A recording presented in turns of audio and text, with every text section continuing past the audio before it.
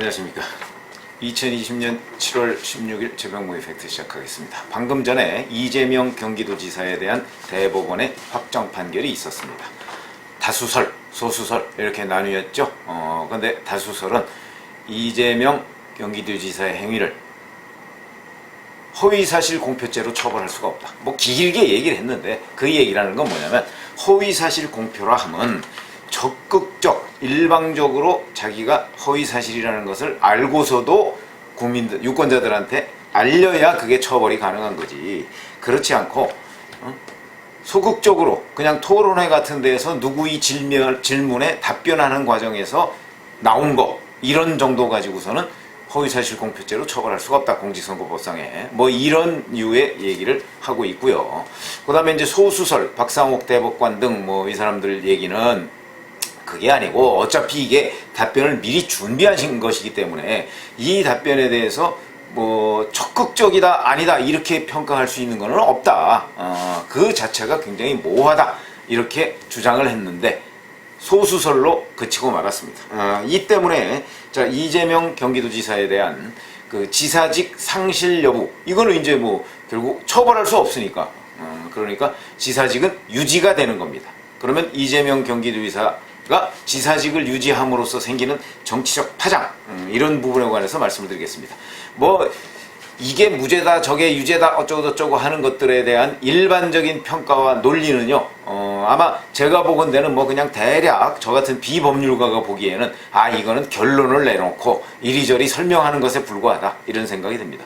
왜 그러냐면 거기에 뭐 예를 들어서 공표라 하면 어떤 것을 공표라 한다 뭐 TV 토론에서 뭐 누가 뭐라고 얘기하는 거 그다음에 뭐 유권자의 뭐 선택을 뭐 제한한다 뭐다 복잡한 얘기 같지만 여하튼 자 그게 뭐냐면 결국은 김영환 후보가 2018년 6월 달에 이재명 후보에 대해서 자 형을 강제 입원시키려는 그런 시도가 있었죠. 그러니까 그런 일 없다 이렇게 얘기했던 겁니다. 그게 허위냐 아니냐 이건데 뭐 문면상으로 보면 허위입니다. 그래서 저도 허위라고 생각을 하고 있습니다. 지금도. 그런데도 지금 김명수 대법원장 체제에서 다수가 그걸 허위로 처벌할 수가 없다고 했기 때문에 뭐 그거야 대법원 확정 판결이니까 어쩌겠습니까. 자 그러면 이 문제가 안고 온 이건 이제 정치적 뭐 얘기라기보다는 측면이라기보다는 법률적 측면이니까 이렇게 되면 이제 이재명 경기도지사는 그 지사직을 유지하게 됩니다. 자 그러면 이거에 대한 정치적 파장 이거는 제가 말씀드릴 수 있습니다. 자 우선 여당 내 민주당 내에서 대선 주자 간 우열의 문제가 있을 수 있습니다. 최근까지 이낙연 의원은 계속해서 하락세를 유지해 왔고요. 이재명 경기도지사의 문제는 코로나19 사태부터 계속해서 상승세를 보여왔습니다. 그래서 한국갤럽 조사 기준으로 보면 대략 이낙연 의원이 한 20%대 초반 그 다음에 이재명 지사가 10% 정도를 유지해서 이제 거의 한 절반 정도까지 해서 전체적으로 여야 통틀어서 2위를 차지하고 3위가 윤석열 검찰총장으로 7%대를 유지했었습니다. 자 이렇게 되면 앞으로 그리고 이재명 지사가 상승세 그 다음에 이낙연이 하락세 이렇게 됐기 때문에 이런 현상이 더욱 증폭될 것이다. 그래서 경우에 따라서는 여권 내의 대선 주자의 우열이 1, 2위가 바뀔 수도 있다. 이낙연 의원은 그렇지 않아도 하락세를 유지하고 있었기 때문에 바뀔 수도 있다. 이렇게 말씀을 드리고요. 아마도 바뀌지 않더라도 거의 근접하는 상황까지 당분간 근접하는 상황까지 갈 것이다. 이렇게 봅니다. 그러니까 여권 내 대선 주자 간 우열 이것이 그러면 8월 말로 돌아온 그 민주당 대표 선거에도 영향을 미칠 것이냐? 일부 영향을 미칠 것이지만 이제 그때 이재명 지사가 대표 선거에서 나는 누구를 지지한다. 이낙연 후보냐 김부겸 후보냐 여기에 대해서 만약 입장 표명을 한다면 그것도 전체적인 판도에는 영향을 미치겠지만 그렇다고 해서 그 김부겸과 이낙연 후보 간의 대표 경선을 뒤집을 정도가 과연 될 것인가 그걸 뭐 누구도 자신할 수는 없습니다만은 저는 그래도 그 정도 되진 않을 것이다 이렇게 보고요. 다만 대선 그 어떤 경선 구도 그거는 이제 뭐 내년 9월쯤 가야 이제 아마 민주당 9월이나 10월쯤에 대선 후보 경선을 할 텐데 그 즈음에는 무언가 판도가 바뀌어 있을 수도 있겠다 이런 생각이 듭니다. 그런 점에서 봐야 대선 주자의 우열 이거에 굉장히 큰 영향을 미칠 것이고, 이재명 경기도지사가 이 판도를 바꾸고 민주당 대선주자군 중에서 아마 1위로 치고 나갈 가능성도 없지 않다. 여기까지만 우선 제가 말씀을 드리고요.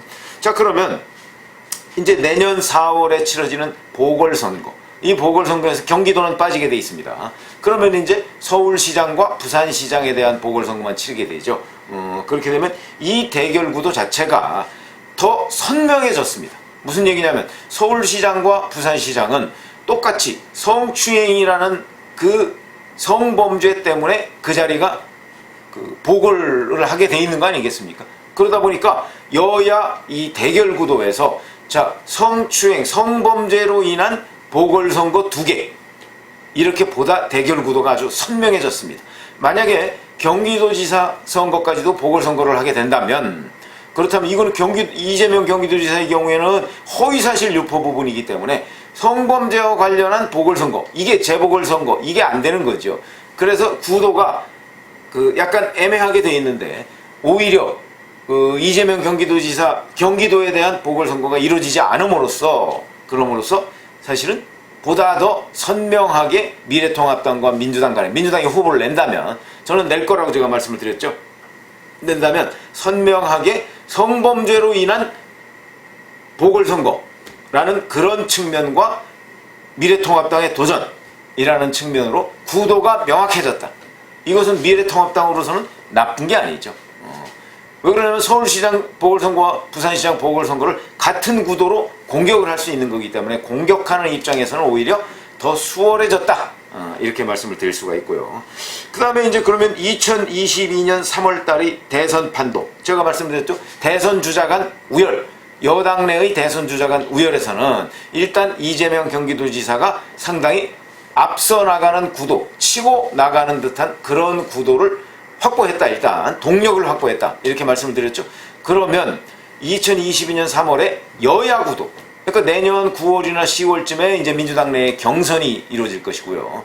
그 경선에서 뭐 사실 누가 후보가 될지 모르죠. 이낙연, 그 다음에 이제 이재명도 아마 나올 것으로 보입니다. 그리고 만약에 김경수 경남도지사가 지금 뭐 1심 진행 중인데 아직도 2심이 진행 중이죠. 2심이 진행 중인데 그때까지는 뭔가 결판이 날 가능성이 높으니까, 그러면 이제 그 결판 결과에 따라서 합류를 할 가능성이 있고요. 이렇게 되더라도, 이렇게 되면 이제 과연 거기에서 이재명 경기도지사가 후보가 될 가능성이 얼마나 있느냐, 이런 것인데, 제가 보건대는 이렇게 보시죠. 자, 해경군 김씨 얘기를 해가면서 이재명 경기도지사를 계속해서 괴롭혔던 사람들은 친문 핵심들입니다.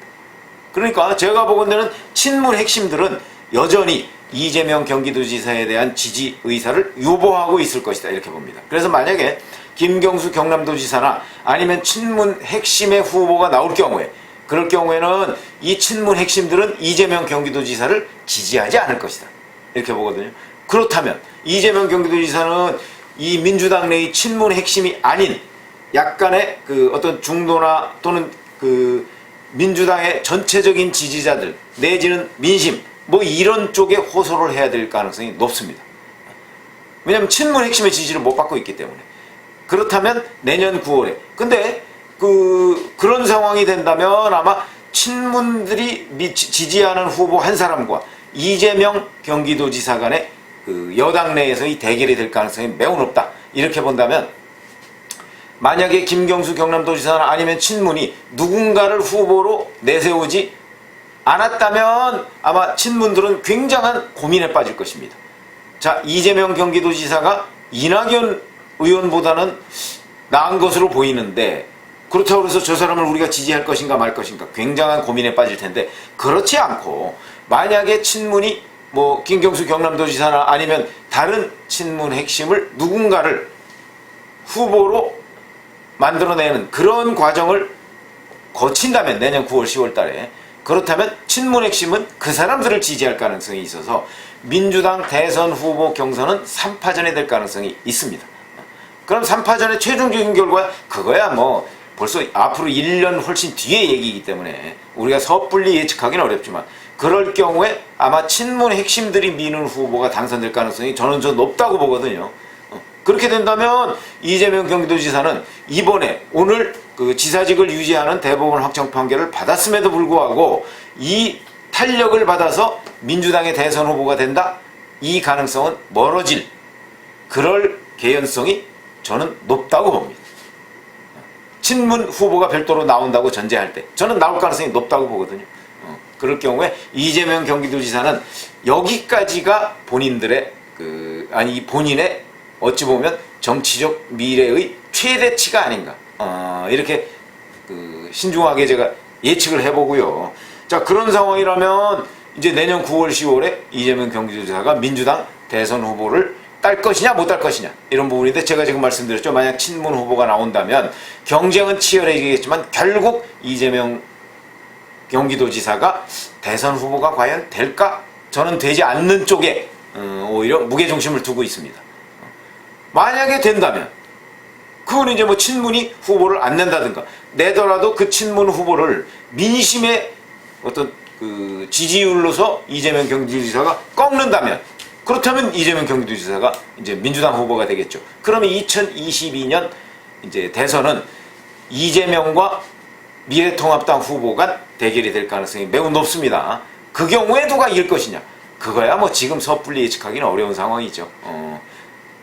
어렵지만 이재명 경기도지사의 강점이라고 한다면 본인 PR에 매우 능하다는 거 이런 점이 강점이지만 그리고 또 본인에 대한 절대적인 지지층을 가지고 있다. 무슨 빠 뭐 이런 얘기 문빠 뭐 이런 얘기들 우리가 많이 해왔지 않습니까? 그런 절대적인 지지층을 가지고 있는 것이 최대의 강점이지만 또한 바로 그 점이 최대의 약점이 될 수도 있다. 무슨 얘기냐면 절대적인 반대층을 가지고 있는 게 또 이재명 경기도지사의 경우거든요. 저 사람은 도저히 못 믿겠다.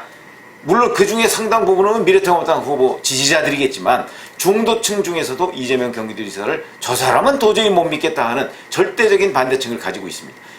이런 사람도 정치적으로는 굉장히 결격 사유다.